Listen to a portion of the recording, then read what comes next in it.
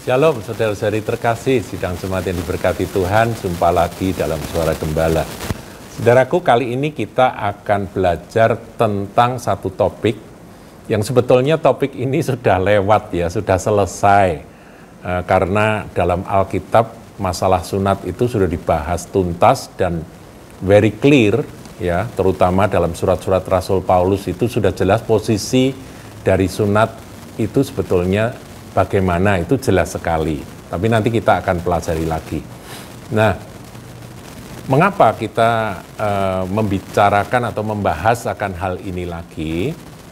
Karena hari-hari ini, saudaraku, akhir zaman ya, itu ada pengajaran-pengajaran yang aneh-aneh, dan salah satunya adalah mereka-mereka yang mengajarkan bahwa orang Kristen wajib disunat, karena kalau tidak bersunat, maka berkat Abraham tidak akan mengalir turun pada hidupnya.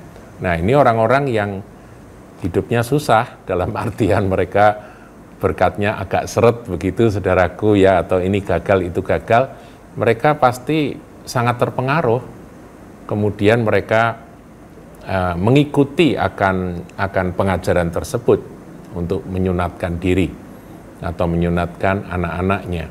Nah, saudara, tentang sunat nanti kita akan bahas. Saudara jangan salah sangka ya, sunat itu tidak ada apa-apanya, tidak salah tapi juga tidak benar.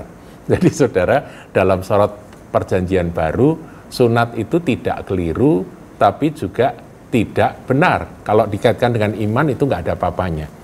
Itu sama seperti saudara suka makan ikan atau suka makan daging, itu tidak ada masalah gitu ya. Itu nggak ada hubungannya dengan iman kepada Yesus Kristus Tuhan. Nah, kita akan lihat terlebih dahulu Rasul Paulus yang sebagai seorang rasul yang latar belakangnya seperti apa nanti kita akan pelajari. Dia kok bisa jadi seorang yang sangat tegas dan bahkan keras ketika menentang akan pemaksaan sunat kepada bangsa-bangsa lain selain Yahudi, bangsa yang tidak bersunat. Itu kok kenapa mereka dipaksa untuk bersunat, padahal ini yang diberitakan adalah Injil.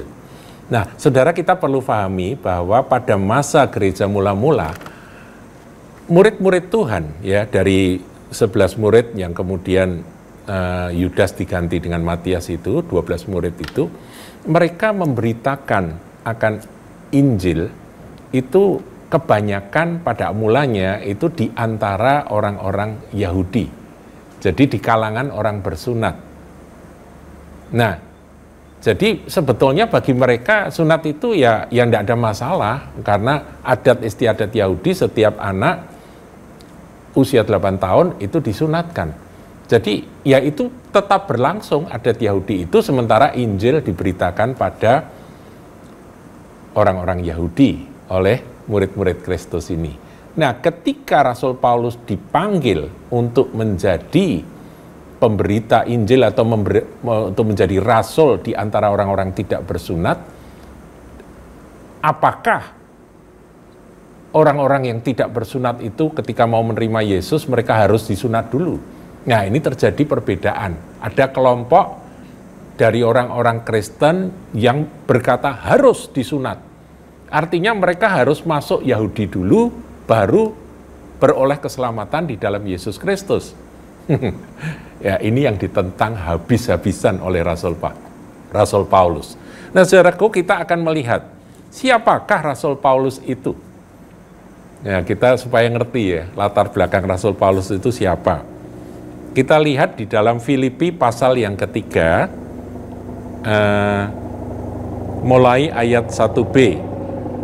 3 mulai ayat 1b. Demikian bunyi firman Tuhan. Judul perikopnya dalam LAI yaitu kebenaran yang sejati. Menuliskan hal ini lagi kepadamu tidaklah berat bagiku dan memberi kepastian kepadamu. Ayat 2, keras ini. Hati-hatilah terhadap anjing-anjing. Anjing itu adalah mereka yang kembali pada muntahnya, begitu ya. Hati-hatilah terhadap pekerja-pekerja yang jahat. Jadi ada anjing-anjing, ada pekerja-pekerja yang jahat. Anjing di situ adalah orang dengan karakter anjing, begitu ya, yang kembali pada muntahnya. Hati-hatilah terhadap pekerja-pekerja yang jahat. Ini pekerja rohani, tapi yang jahat. Jadi sejak zaman dahulu ada, saudaraku. Kemudian ada poin ketiga, hati-hatilah terhadap apa, saudara? Penyunat-penyunat yang palsu. Jadi pada saat itu ada kelompok yang kalau mereka itu datang kepada orang-orang Kristen non-Yahudi, yang mereka ajarkan apa? Kamu harus disunat. Kalau nggak disunat, berkat Abraham tidak akan turun. Kamu harus disunat. Meskipun sudah Kristen, meskipun sudah penuh Roh Kudus, kamu harus disunat. Kalau tidak disunat, maka bukan hanya berkat Abraham yang tidak akan mengalir, tetapi kamu tidak selamat. Nah, ini ngeri, saudaraku.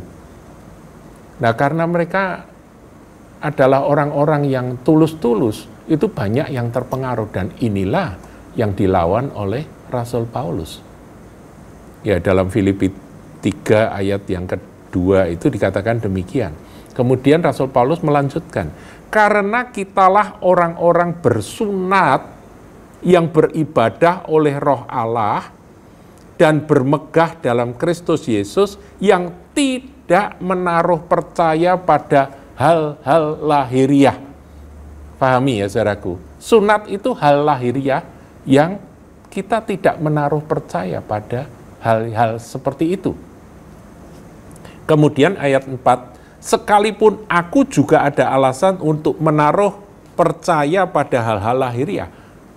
Jika ada orang lain menyangka dapat menaruh percaya pada hal-hal lahiriah, aku, Paulus, lebih lagi. Jadi kalau alasan hal lahiriah itu mau dijadikan prinsip iman atau jadikan sumber iman atau sumber kepercayaan, Paulus itu lebih-lebih lagi.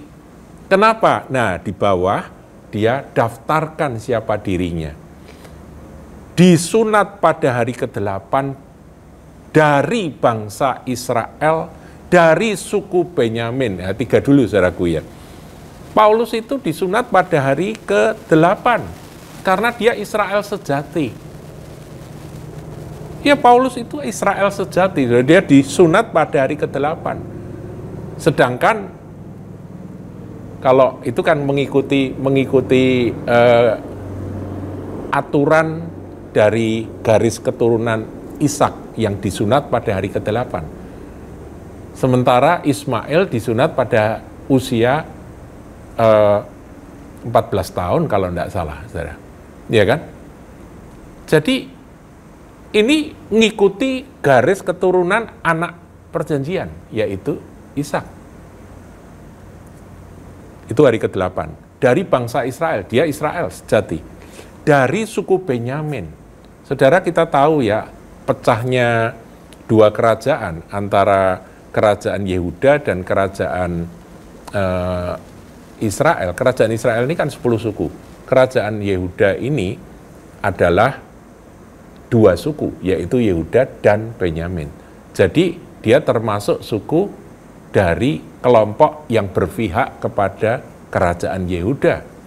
Kerajaan Yehuda itu jauh lebih murni daripada kerajaan Israel yang kawin campur dengan bangsa-bangsa lain yang sekarang sampai hari ini masih ada sisa-sisanya, yaitu mereka yang ada di Samaria, saudara. Orang Ibrani asli, keturunan Abraham yang asli, tentang pendirian terhadap hukum Taurat. Kalau ngomong Taurat, aku ini orang Farisi. Orang Farisi itu orang yang paling teliti di dalam memelihara hukum Taurat. Tentang kegiatan, aku penganiaya jemaat.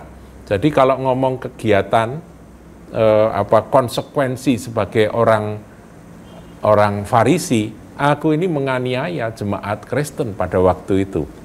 Tentang kebenaran dalam mentaati hukum Taurat, aku tidak bercacat.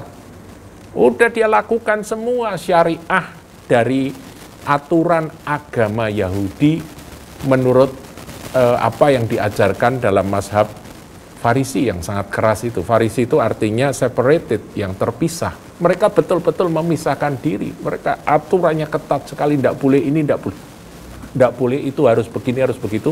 Dilakukan semua tanpa cacat oleh Paulus. Ayat 7 perhatikan. Tetapi apa yang dahulu merupakan keuntungan bagiku, sekarang kuanggap rugi karena Kristus. Malahan segala sesuatu kuanggap rugi. Itu semua tidak ada artinya. Karena pengenalan akan Kristus Yesus Tuhanku lebih mulia daripada semuanya. Oleh karena dialah aku lepaskan semuanya itu dan menganggapnya sampah. Oleh Paulus itu dianggap sampah, itu kebanggaan-kebanggaan keyahudian, keibranian, dari suku Benyamin, keturunan dari Ishak, itu pun dia anggap sampah, supaya aku memperoleh Kristus. Dan berada dalam dia bukan dengan kebenaranku sendiri. Karena dulu dia sudah berusaha mati-matian untuk berkenan pada Allah melalui ketaatannya pada hukum Taurat. Karena kebenaranku sendiri karena mentaati hukum Taurat, melainkan dengan kebenaran karena kepercayaan kepada Kristus, yaitu kebenaran yang Allah anugerahkan berdasarkan kepercayaan. Saudaraku, ini merupakan luapan hati dari Paulus. Aku itu kalau dipikir ada orang yang bermegah karena hal-hal lahiriah, aku itu sudah lebih-lebih dari kalian. Kalau mau dikumpulkan hal-hal lahiriah apa yang bisa aku banggakan, itu tadi yang didaftar oleh dia. Tapi dia katakan itu semua sampah. Karena pengenalan akan Yesus Kristus Tuhanku itu jauh lebih mulia dari semuanya itu. Saudara, sebelum kita masuk dalam pelajaran kedua besok, yaitu tentang sunat, ini pelajaran pertama ya, ini introduksi mengapa Paulus menentang sunat. Kita akan berhenti sampai di sini lebih dahulu. Kita sudah memahami siapakah Rasul Paulus itu. Tuhan Yesus memberkati.